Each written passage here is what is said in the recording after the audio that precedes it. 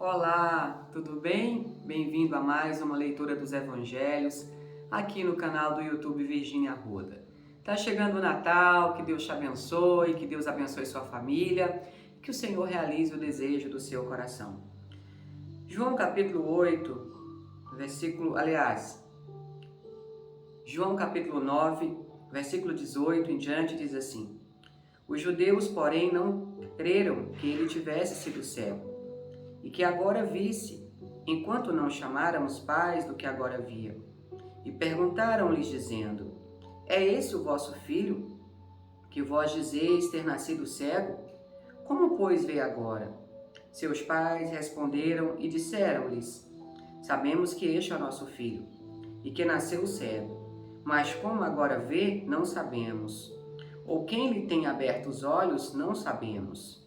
Em idade, perguntai-lo a ele mesmo, e ele falará por si mesmo. Seus pais disseram isso porque temiam os judeus, porquanto já os judeus tinham resolvido que se alguém confessasse ser ele o Cristo, fosse expulso da sinagoga. Por isso é que os seus pais disseram: Ele já é de idade, perguntem a ele mesmo. E chamaram, pois, pela segunda vez o homem que tinha sido cego, e disseram-lhe: Dá glória a Deus, nós sabemos que esse homem é pecador. E respondeu ele, pois, e disse: Se é pecador, não sei. Uma coisa eu sei, é que havendo eu sido cego, agora vejo. E tornaram a dizer-lhe: Que te fez ele, e como te abriu os olhos?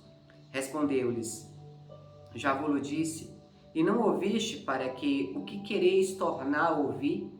Quereis vós, porventura, fazer-vos também seus discípulos? Então o injuriaram e disseram: Discípulo dele sejas tu. Nós, porém, somos discípulos de Moisés. Nós bem sabemos que Deus falou a Moisés, mas este não sabemos de onde é.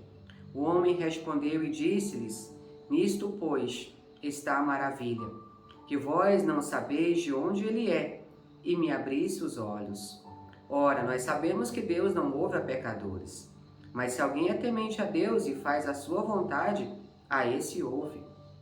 Desde o princípio do mundo, nunca se ouviu que alguém abrisse os olhos a um cego de nascença. Se este não fosse de Deus, nada poderia fazer. Responderam eles e disseram-lhe: Tu és nascido todo em pecados, e não ensinas a nós, e expulsaram-no. Jesus ouviu que tinha expulsado, e encontrou e disse-lhe: Crês tu no Filho de Deus? Ele respondeu e disse: Quem é ele, Senhor, para que eu creia? E Jesus disse: Tu já o tens visto, e é aquele que fala contigo. E ele disse: Eu creio, Senhor, e o adorou. E disse-lhe Jesus: Eu vim a este mundo para juízo, a fim de que os que não veem, vejam, e os que veem sejam cegos. Aqueles dos fariseus que estavam com ele ouvindo isso, disseram-lhe: Nós somos cegos? E disse-lhe Jesus: Se fosseis cegos, não teríeis pecados. Mas como agora dizeis, vemos por isso o vosso pecado permanece. Olha só a guerra entre judeus e fariseus, quando o cego de nascença é curado, né? E há um grande conflito, porque eles não queriam reconhecer o poder de Jesus sobre a vida daquele homem que agora enxergava. E eles tinham uma lei entre si que se alguém confessasse que Jesus era o Filho de Deus, eles simplesmente o expulsariam da sinagoga. E eles começam a perseguir esse homem que enxergou, porque o homem começa a dizer que não sabia quem o tinha curado, o homem começa a dizer que não sabia quem era Jesus, mas que tinha achado interessante aquilo que ele havia feito, porque ele agora podia ver. Chamaram os pais daquele cego, pressionaram os pais do cego, porque eles não aceitavam que Jesus fizesse milagre.